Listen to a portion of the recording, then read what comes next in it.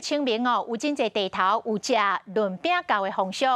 台南新市新河里的社区志工，透早6点外，把这个包好的润饼糕分送给里内40外个独居老人甲弱势家庭来享用，要让这个独居的老大人嘛会当欢喜来过节。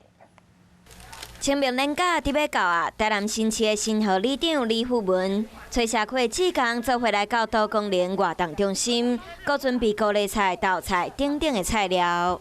两烟肠，咸菜重点，搁咸菜，豆菜、芹菜、红菜头。几点来咧款料啊？6点半，嘿，下早6点半就拢来啊。社区阁邀请长照机构行动不便的士大人，有社区的志工做伙来协助，互因会当动手来体验包润饼。助工哦，那个据点哦，行动不方便了哈，我们都关了据点了，派一些助工哦，来帮他们来做服务啊。社区嘛要甲包好的润饼分予里来40外独居士大和弱势家庭，互因会当过一个欢喜的清明节。